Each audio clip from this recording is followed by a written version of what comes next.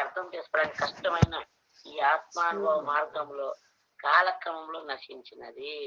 మానవ సంఘంలో ఈ తత్వాన్ని తిరిగి ప్రవేశపెట్టి వివరించడానికి ఈ కపిల అవతారంలో నేను వచ్చిందని తెలుసుకోను అంటున్నాడు కర్తవ్యంతో భగవంతుడు. అంతే ఆత్మను ఉద్ధరించుకునే ఈ మార్గము కాలక్రమంలో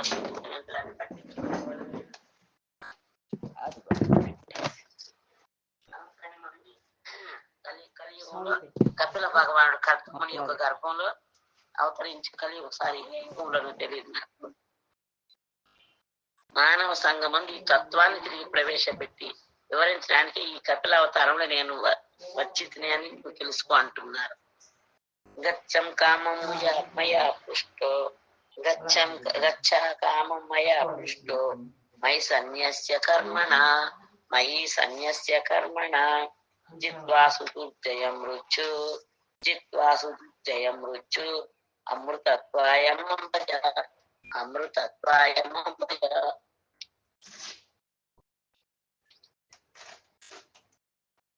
నాతో అనుమతించబడినందున నీ కర్మలన్నింటినీ నాకే అర్పించి ఇచ్చానుసారముగా విడలము. దుర్జయమగు మృత్యువును జయించి అమృత తత్వానికి నన్ను వర్చించుము. నేను అనుమతిస్తున్నాను, మీరు సన్యాసం తీసుకొని వెళ్ళిపోండి, అర్పించి ఇచ్చానుసారం వెళ్ళు, నీకు ఏదైతే ఇష్టం ఉందో చెయ్యి. దుర్జయమంటే దాటరాని మృత్యువును జయించి అమృత తత్వాన్ని అంటే నన్ను పొందడానికి నన్ను అర్చించు అని చెబుతున్నాడు భగవంతుడు. మమాత్మానం స్వయం జ్యోతి సర్వభూతాగుభాషయం ఆత్మన్యేవాత్మనా వీక్ష విశోకో భయమృచ్చసి. సర్వజీవుల హృదయములందు విరాజమానమై ఉండే స్వయం ప్రకాశమైన పరమాత్ముడను అగు నన్ను బుద్ధి ద్వారా హృదయమందు నీవు సర్వదా చూడగలవు. ఈ విధముగా శోక భయము లేని అంటే దుఃఖము లేని భయము లేని నిత్య జీవన స్థితిని నీవు పొందగలవు. భాష్యము శీల ప్రభుపాదుల వారి ద్వారా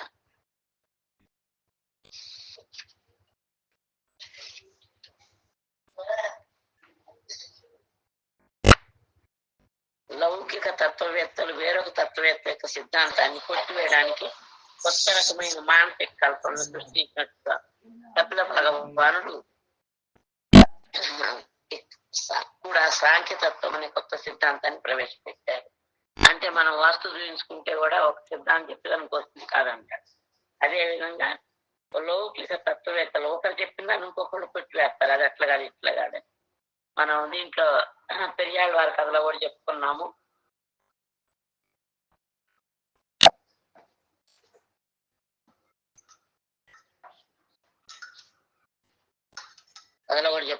ఒక శాస్త్రజ్ఞుడు చెప్పిందని ఇంకో శాస్త్రీయ పండితులు అది కాదని నిరూపించడం. అదే విధంగా కొత్త రకమైన మానసిక కల్పనలు సృష్టించారంట లౌకికమైన తత్వవేత్తలు. కనుక కపిల దేవుడు కూడా సాంఖ్యతత్వం కొత్త సిద్ధాంతాన్ని ప్రవేశపెట్టారని భావించడం అది కరెక్ట్ కాదని చెప్తున్నారు. ఎందుకంటే ఆయన మామూలు లౌకికమైన వ్యక్తి, సాక్షాత్ భగవంతుడు. కనుక భౌతిక స్థాయిలో ప్రతి ఒక్కరు ముఖ్యంగా మానసిక కల్పన అంటే మనసుకు వచ్చింది చేసేవాళ్ళు వాళ్ళే ఎక్కువ ఉంటారు ఈ కలియుగంలో. తాను ఇతరుల కన్నా ప్రధానం అవడానికి ప్రయత్నిస్తారు. అంటే అందరికన్నా నేనే గొప్ప అని చెప్పుకుంటారు. అలా నిరూపించుకోవడానికి కూడా ప్రయత్నం చేస్తూ ఉంటారు వాళ్ళు. కానీ కల్పనాపరులకు కర్మక్షేత్రం మనసే. అంటే వాళ్ళ కర్మక్షేత్రం మనసే అన్నమాట. వాళ్ళ మనసుకి ఏది వస్తే అదే చేస్తారు, అదే రైట్ అని నిరూపించడానికే ప్రయత్నిస్తారు. మనసు పరిపరి విధాలు ఆలోచించటకు పరిమితే లేదు, దానికి అంతు లేదు. అది ఎలా ఆలోచిస్తుందో ఆ ప్రకారం అదే నిజం అని చెప్పి మనం అందరినీ అదరగొడుతూ ఉంటాం. అది అపరిమితమైన ఆలోచనలు కలిగి ఉంటాం. అంటే అంతులేనన్ని ఆలోచనలు మనసు కలిగి ఉంటుంది. కనుక మనిషి అపరిమితమైన సంఖ్యలో సిద్ధాంతాన్ని ప్రతిపాదించవచ్చు. కానీ ఆ సాంఖ్యతత్వం అలాంటిది కాదు. అది మానసిక కల్పన కానే కాదు, అది వాస్తవమై ఉన్నది. కానీ ఆ కపిలుడి కాలంలో అది నశించి ఉండేను. ఆ నిజమైన జ్ఞానం నశించి ఉంది కనుకనే కపిల భగవానుడు ఆవిర్భవించి ఏదైతే నిజమైన జ్ఞానం, ఏదైతే మానసిక కల్పన కనుక శాశ్వత జ్ఞానం, దాన్ని ప్రతిపాదించడానికే భగవంతునికి అవతారం వచ్చింది. ఇక్కడ ఏం చెప్తున్నారంటే భాష్యంలో, కాలక్రమంలో ఏదైనా జ్ఞానము నశించిపోవటము, కొంతకాలానికి మరుగున పట్టడం అనేది ఈ జగత్తు యొక్క స్వభావం. చూడండి, మన ఇంట్లో వాళ్ళే అయినా కూడా మన తాతగారి తండ్రి గారు ఎవరు, ఆయన తండ్రి ఎవరు, ఆయన తండ్రి ఎవరు అంటే ఒక 2-3 తరాల వరకే మనం పేరు చెప్పగలము. ఆ పైన మన పేరు కూడా చెప్పలేము. అంతేందుకు మరుగున పడిపోతుంది. కానీ దివ్య జ్ఞానం అంటే ఏంటి, శాశ్వతమైందంటే ఏంటి, సత్ అంటే ఏంటి? దివ్య జ్ఞానం అంటే శాశ్వతం, పర్మనెంట్ ఉండేది. అందుకనే బ్రహ్మదేవుడు చెబుతున్నాడు, ఈశ్వర పరమ కృష్ణ సచ్చిదానంద విగ్రహ అనాది రాజు గోవింద సర్వకారణ కారణం. సచ్చిదానంద విగ్రహం అంటే సత్ అంటే శాశ్వతం, చిత్ అంటే జ్ఞానపూర్ణం, ఆనందం అంటే హ్యాపీనెస్. ఆ విధముగా భౌతికమైన ప్రతిదీ కూడా కొంతకాలానికి నశించిపోతుంది. కానీ ఈ సాంఖ్యతత్వం అనేది అలాంటిది కాదు. ఎందుకంటే అది మానసిక కల్పన కాదు, నిజమైంది. ఎందుకు, అది భగవంతుడి ద్వారానే వచ్చింది కాబట్టి. ఎందుకు మరి భగవంతుడు మళ్ళీ చెప్పాల్సి వచ్చింది, ఎప్పటి నుంచో ఉంది కదా అంటే, అది కాలక్రమంలో నశించి మానసిక కల్పనతో కలుషితమైంది కాబట్టి కపిల భగవానుడు మళ్ళీ వచ్చి దాన్ని చెప్పారు. తర్వాత మళ్ళీ కలుషితమైనప్పుడే ఈ ఆత్మజ్ఞానము అప్పుడు శ్రీకృష్ణ భగవానుడు అర్జునుడు బోధించారు. ఆయనే చెప్తున్నారు దాంట్లో, ఇమం వివస్వతే యోగం ప్రోక్తవానాహం అవ్యయమని.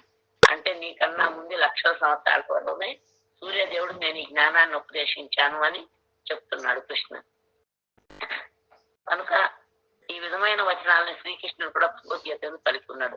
సకాలేన మహత యోగో నష్ట పరంతప అని. కనుక యోగ విధానం కాలక్రమంలో నశించింది. పరంపరలో వస్తున్న జ్ఞానము కాలంలో నశించిపోయింది. కాలం అనే అంశం ఎంతటి ప్రభావశీలం అంటే భౌతిక జగత్తును ప్రతిదీ కూడా దానితో చెడిపోతుంది. కాలము చాలా బలమైంది. ఆ కాలాన్ని నేనే అంటున్నాడు భగవంతుడు. చూడండి, మనం ఒకప్పుడు వయసులో ఉన్నాం, ఇప్పుడు మా ముసలి వాళ్ళం అవుతున్నాం, ఇంకా ఉంటే మరణిస్తాము, మళ్ళీ ఇంకొక కొత్త శరీరాన్ని తీసుకుంటాము. వీటన్నిటికీ కారణం ఏంటి? కాలము. మనం ఒక మర్చిపోవడానికి కారణం కాలమే, మన వయసు పెరగడానికి కారణం కాలమే, మనలో శక్తి క్షీణించిపోవడానికి కూడా కారణం కాలమే. కాలం చాలా బలమైంది. అది మనలో నన్నిటిని కూడా అణిచి పారేస్తుంది అన్నమాట. ఆ కాలం సర్వ మృత్యు హరశాపం. కాల రూపంలో మృత్యు రూపంలో అన్నిటిని హరించి వేస్తానంటున్నాడు భగవంతుడు. అందుకని మనం ఆస్తి చూసుకోను, అందం చూసుకోను, లేదంటే పదవులు చూసుకోను అహంకారంతో విర్రవేయకూడదు.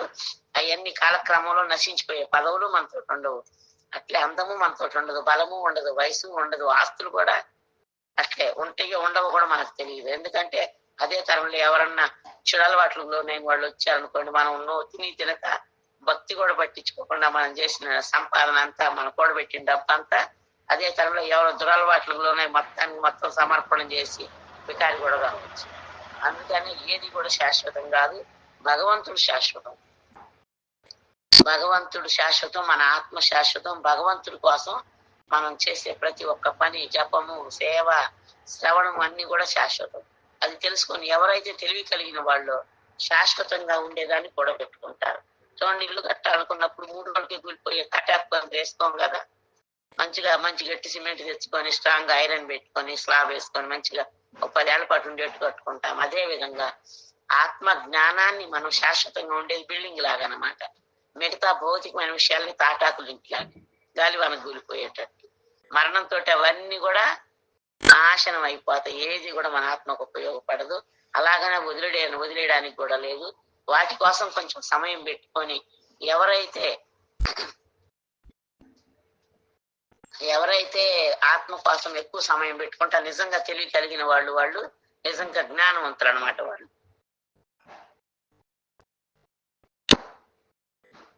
కనుక నవీన నాగరికత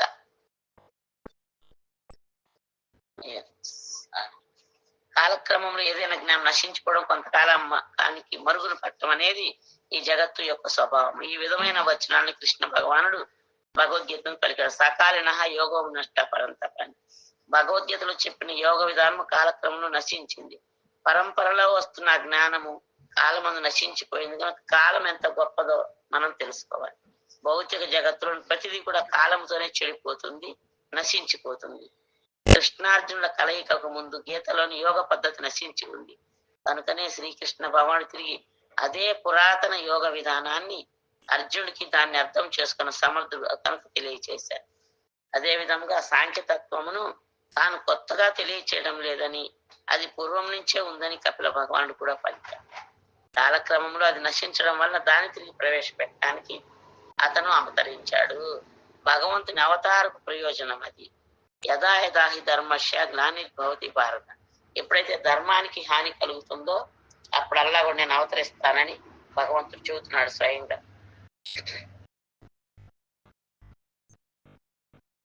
ధర్మం అంటే ఏంటి? జీవుడి యొక్క వాస్తవమైన కర్మ. అంటే తిరుపతికి వెళ్తుంటే కూడా రాసి ఉంటే ధర్మం రక్షిత రక్షిత అని. అంటే మనం ధర్మాన్ని ఆచరిస్తే అది మనల్ని రక్షిస్తుంది, ఆచరించకపోతే శిక్ష తప్పదు. ఎందుకు?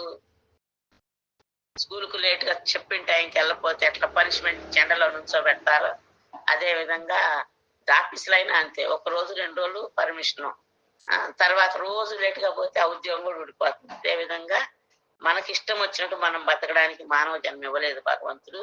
అవి కుక్కలు, పిల్లులు, జంతువులు సునక సోకర మార్జాలు ఆడుకోవటానికి ఇది కూడా స్వేచ్ఛగా బతికే వీలుంది. వాటికి ధర్మ నియమాలు తెలియవు, శాస్త్రం తెలియదు. కానీ మన జీవితం అలా గడపడానికి లేదు మనం. కనుక ధర్మము అంటే జీవుడి యొక్క శాశ్వతమైన వాస్తవమైన కర్మ. జీవుడి శాశ్వత కర్మ యందు పరస్పరం విరుద్ధం ఏర్పడినప్పుడు భగవంతుడు వచ్చి జీవితపు నిజమైన ధర్మాన్ని ప్రవేశపెడతాడు. భక్తి యోగంతో సంబంధం లేని నామమాత్ర ఏ ధర్మ విధానమైన అధర్మ సంస్థాపనే అవుతుంది, అలాగే పిలువబడుతుంది. అంటే భక్తి యోగంలో లేకుండా చేసే ప్రతి ఒక్క పని కూడా అధర్మాన్ని స్థాపన చేయటమేనంటే, అధర్మాన్ని ప్రచారం చేయడమే అంటే.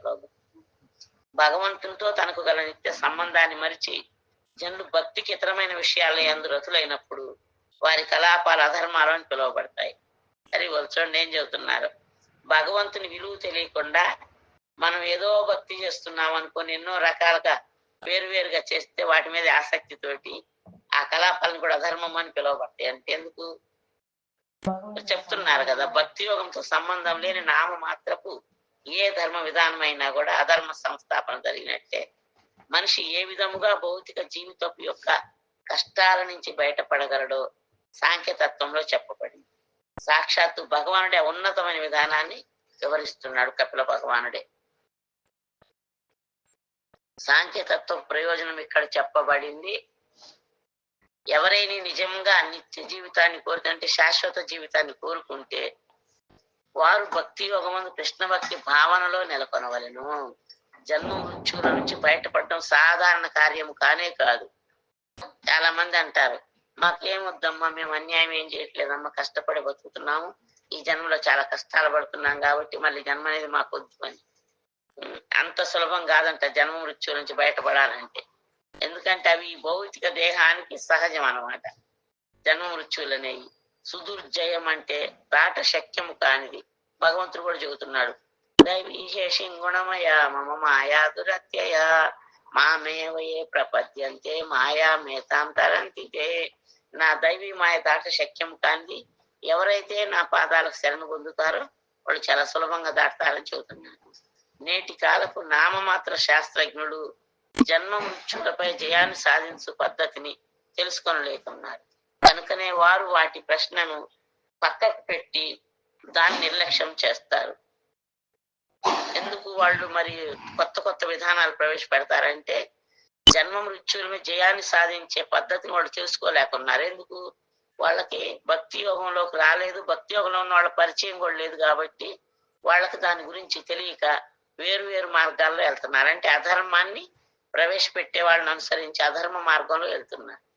శాస్త్రజ్ఞులు జన్మ మృత్యువులపై జయాన్ని సాధించే పద్ధతిని తెలుసుకోలేకున్నారు. కనుకనే వారు ప్రశ్నలను పక్కన పెట్టి దాన్ని నిర్లక్ష్యం చేస్తారు.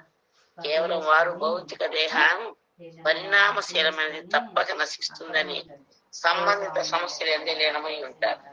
కానీ దుర్జయమైన అంటే దాటడానికి శక్యం కాని జన్మ మృత్యును జయించడానికే నిజానికి మానవ జీవితం ఉద్దేశించబడింది.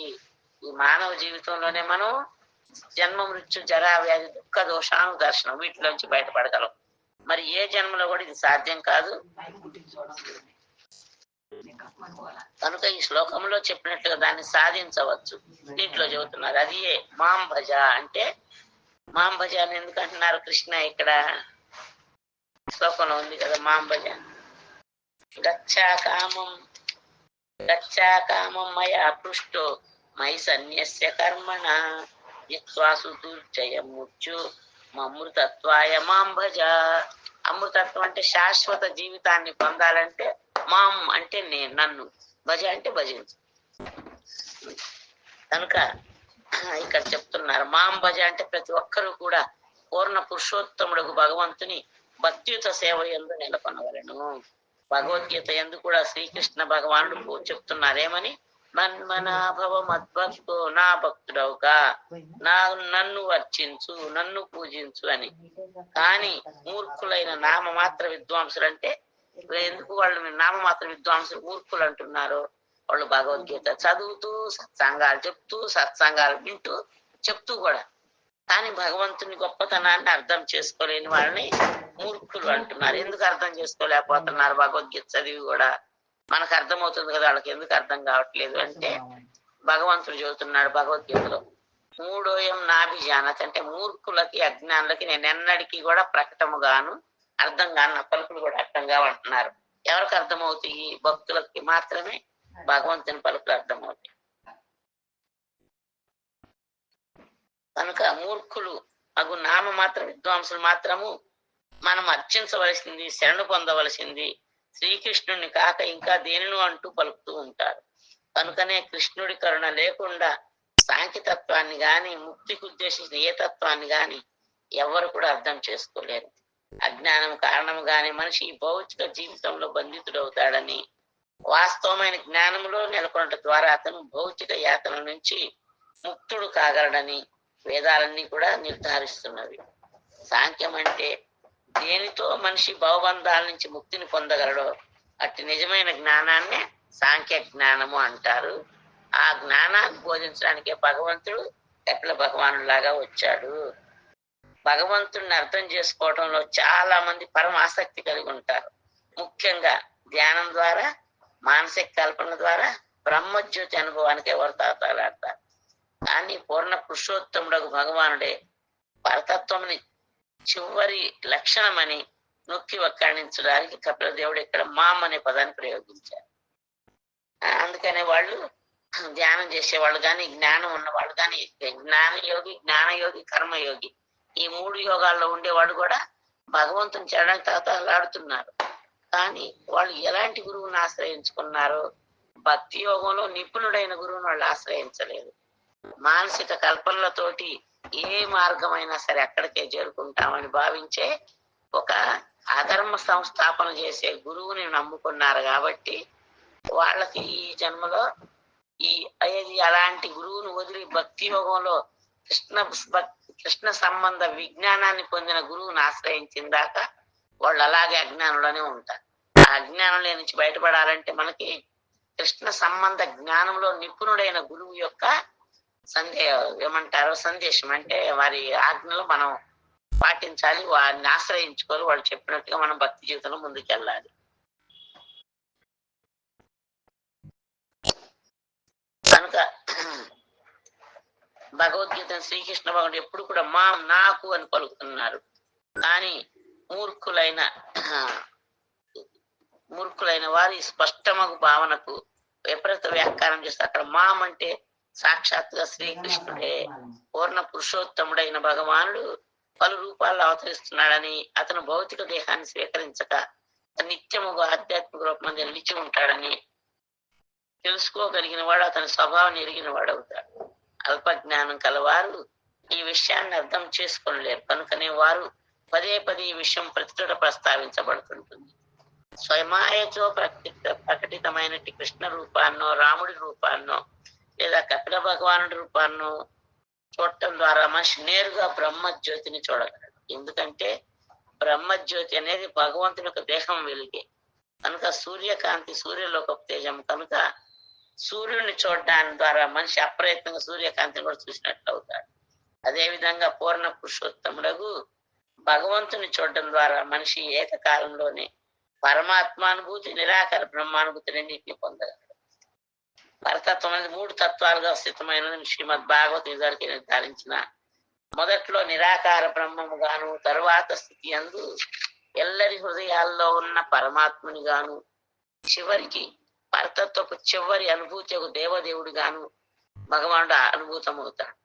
కానీ పరమ పురుషుని చూచిన వాడు ఇతర తత్వాలను నిరాకార బ్రహ్మము పరమాత్ముడు అప్రయత్నంగా అనుభూతమనొచ్చుకోండి. దీని సంబంధముని ఈ శ్లోకము విశోక భయం రుచ్యసి అని చెప్పబడింది. దేవదేవుని చూడటం ద్వారా మనిషి సమస్తాన్ని ఎరగగలడు. దాని ఫలితముగా అతను శోక భయములు లేని స్థితిని నెలకొనగలడు.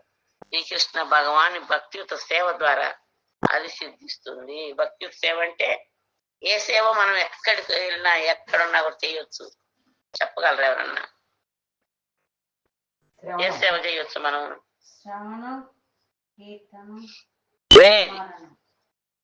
వినడం అనేది ఎక్కడున్నా చేయొచ్చు. అంటే జీవుల ఇంద్రియాలు ఎల్లప్పుడూ ఏదో ఒక కార్యంలో నెలకొని ఉంటాయి.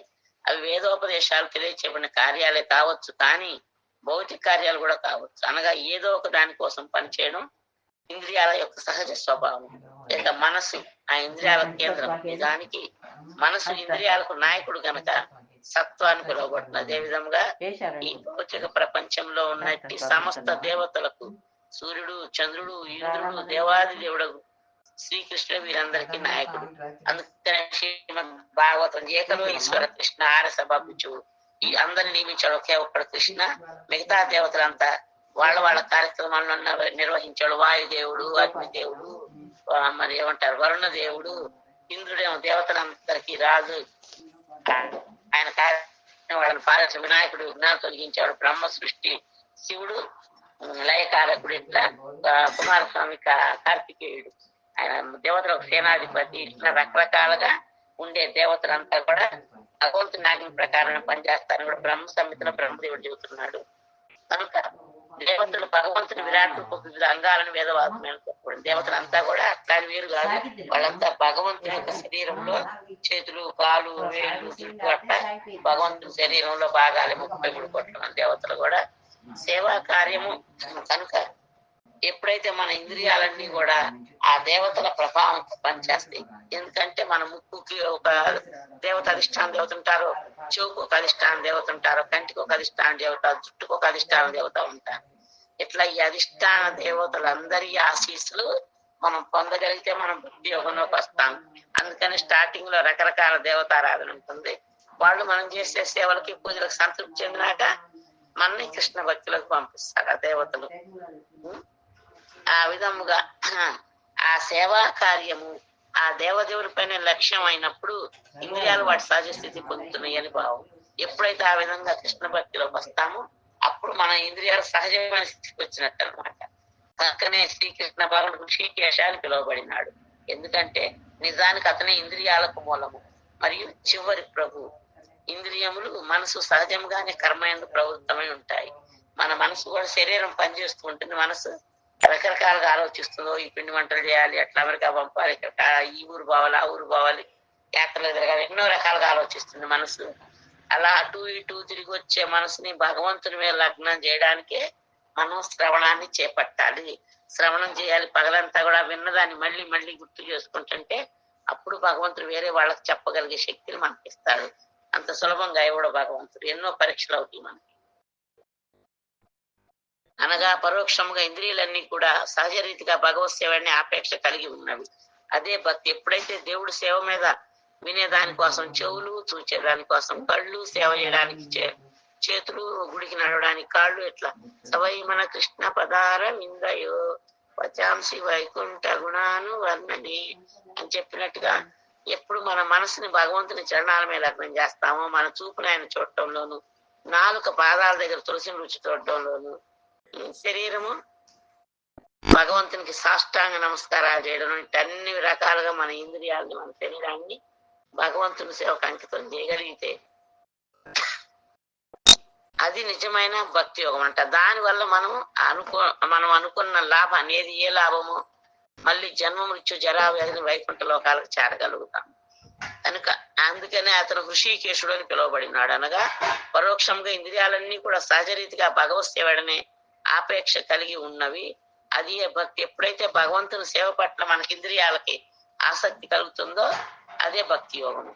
ఎటువంటి భౌతిక లాభాపేక్ష గాని స్వార్థపూరిత కోరికలు గాని లేకుండా. భౌతిక లాభాపేక్ష అంటే నేను బాగా జపం చేస్తే నాకు ఈ లాభం వస్తుంది, నేను ఈ జపం చేస్తే నాకు ఇంకా మంచి జాబ్ వస్తుంది, నేను కొంచెం జపం చేస్తే మాకు ఇంకా బాగా కలిసి వస్తుంది వ్యాపారము, లేదంటే నా ఆరోగ్యం మంచిగా అవుతుంది. ఇట్లన్నీ భౌతికమైన లాభాలు ఏమి కోరుకోకూడదు. అరే నేను ఇన్ని చేస్తున్నారు నాకు ఈటలు లేదే, నేను చేయనట్లయితే. లేదంటే కండిషన్స్, నేను అనుకున్న సక్సెస్ అయితే, నా వ్యాపారం సక్సెస్ అయితే నేను ఇంకా మంచిగా సేవ చేస్తా, లేదంటే నేను అనుకున్నట్టుగా నా కొడుకో కూతురుకో పెళ్ళైతే ఇంకా బాగా సేవ చేస్తాను అనుకోవడము భగవంతుడికి మనం కండిషన్లు పెట్టినట్టు. No conditions. భక్తి అంటే ఎలాంటి కండిషన్లు పెట్టకుండా భగవంతుణ్ణి సేవించడం మన ఆత్మ యొక్క ధర్మం అనుకొని సేవ చేసిన వాళ్ళే నిజంగా భగవంతుడి లోకానికి వెళ్ళగలుగుతారు. అందుకని కండిషన్లు పెట్టడము చేయకూడదు. మనము కండిషన్లు కానీ ఇది ఎట్లయితేనే చేస్తా, ఇది ఎట్లుంటేనే చేస్తా. ఒకసారి మేము మబిడిలో సేవ చేసేటప్పుడు ఒక మాతాజీ అన్నారు, చల్లగా చలి పడుతుంది, పొద్దున్నే అన్ని పాత్రలు కడుగుతున్నావు, వేడి నీళ్ళ పొడాయి పెట్టించమను, గీజర్ పెట్టించమను అన్నాడు. నేనన్నా భగవంతుని సేవ కమ్మంటే సేవ అయిన చల్లదనాన్ని చూడు, చేతులన్నీ పగులుతాయి కదా, కొంగర్లు పోతాయి కదా. ఇంట్లో అయితే మనం వేడి నీళ్ళు పోసి తోముకోం కదా, అలాగే నల్ల నీళ్ళతో కడుగుతాం కదా. మరి గుడిలో పోయి ఫెసిలిటీస్ ఎందుకు అడగాలి మనం? అట్లే గుడిలో కూడా మనం ఇంట్లో ఎంత సౌకర్యాలు పొందినా, ఎంత సుఖంగా భోగ భాగ్యాల్లో పెరిగినా కూడా ఆ భోగ భాగ్యాలు అదేహం అన్ని కూడా ఏదో ఒక రోజు మన ఆత్మను వదిలిపోతాయి అవతలకి. అందుకని మనం ఎన్ని భోగ భాగ్యాల్లో ఉన్నామా, ఎంత గొప్పగా పేరు ప్రతిష్టలు పొందుతున్నామా, ఎంతమంది మనం పొగుడుతున్నారని ముఖ్యం కాదు. మన దేహాన్ని, ఈ భౌతికమైన ఈ దేహాన్ని, ఆధ్యాత్మికమైన ఆత్మని కూడా భగవంతుని సేవలో ఏ విధంగా ఎంగేజ్ చేయాలని మనం ఆలోచించాలని. ఎప్పుడు కూడా భగవంతునికి మనం కండిషన్స్ పెట్టకూడదు అన్నమాట. కనుక ఎలాంటి కోరికలు గాని, స్వార్థపూరిత కోరికలు గాని, భౌతిక లాభాపేక్ష గాని లేకుండా ఆ దేవదేవుని భక్తి యోగమందు స్థితిలో ఒక అమ్మని కపిల దేవుడు పలుకుతున్నాడు ఇక్కడ ఎవరికి? తండ్రితో. అటువంటి సేవాభావమే సిద్ధి మోక్షం కన్నా చాలా గొప్పది. అట్లా ఎవరైతే ఏమి ఆశించకుండా పేరు ప్రతిష్ట డబ్బు గాని నలుగురిలో భౌతికమైన ఎలాంటి లాభాపేక్ష స్వార్థపూరితమైన కోరికలు లేకుండా ఎవరైతే భగవంతుని యొక్క భక్తి యోగంలో నెలకొంటారో అది చాలా గొప్పదన్నారు. దేవదేవుని సేవాభిలాష భక్తి కన్నా ముక్తి కన్నా గొప్ప స్థాయి అంట. భగవంతుని సేవించాలి అంటే వినాలి అనే కోరిక ఉన్నా, జపం చేయాలనే కోరిక పెరిగినా, లేదా గుళ్ళో సేవ చేయాలి ఆర్తి చేయాలని కోరికలు పెంచుకున్నా కూడా అవి ముక్తి కన్నా గొప్ప స్థాయి అని చెప్తున్నారు ఇక్కడ. ఎందుకంటే ఈ విధంగా భక్తి అనేది ముక్తికి తరువాతి స్థాయి వంటిది. ముక్తుడు కానీ ఎవరు కూడా ఇంద్రియాల భగవత్ సేవలో నెలకొల్పలేరు. ఇంద్రియాలను భోగానుభవ పరమైన భౌతిక కర్మల యందు కానీ వేదాల్లో నిర్దేశించిన కర్మల యందుగా నెలకొల్పినప్పుడు ఏదో ఒక హేతు ఉండవచ్చు. కానీ అవే ఇంద్రియములు కృష్ణ సేవలో నెలకొన్నప్పుడు ఎటువంటి కారణము ఉండదు. అది అనిమిత్త అని పిలువబడింది. అంటే మనసు యొక్క సహజ ఆపేక్ష. అది సారాంశం ఏంటంటే మనసు వైదిక ఉత్తర్వులతో గాని భౌతిక కలాపాలతో గాని గతి తప్పకుండా కృష్ణ భక్తి భావన యందే, శ్రీకృష్ణ భగవాన్ భక్తితో సేవ యందే మనసు నిలపగలిగితే అట్టి స్థితి అత్యంత ఆకర్షణీయమగు బహుబంధ విముక్తి కన్నా కూడా, అంటే 84 లక్షల జన్మల నుంచి బయటపడటం కన్నా కూడా గొప్పదంట అలాంటిది ఆ భావన అనేది. అంటే మనసు ఆ వైదిక ఉత్తర్వులతో గాని భౌతిక కలాపాలతో గాని గతి తప్పకుండా వచ్చి అంటారు, అదిగో అక్కడ పోతే అది వస్తుంది ఇది వస్తుందని. అలాంటి వాటికి ఆశపడి మనం మళ్ళీ మనసును పక్కకు మళ్ళించామనుకోండి ఏమవుతుంది?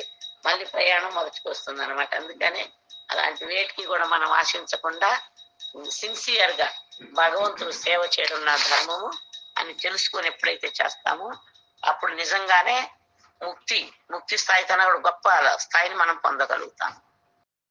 అందుకని చెప్తాను మాం భజ అమృతత్వాయ మాం భజ అంటే నువ్వు నన్ను భజించడం ద్వారా అమృతత్వం అంటే శాశ్వతమైన దాన్ని పొందగలుగుతావు అని అర్ధమునికి కపిల భగవానుడు ఉపదేశాలు. హరే కృష్ణ. ఎవరికన్నా ఏమైనా సందేహాలు ఉంటే అడగచ్చు. ఒక నిమిషం.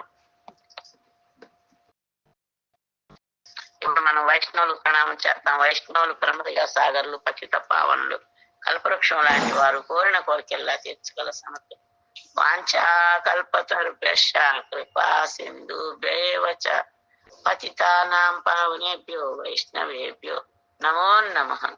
అనంత కోటి వైష్ణవునికి జయ. నామాచార్య శీల హరిదాస్ ఠాకూర్ కి జయ. హరే కృష్ణ. అందరికి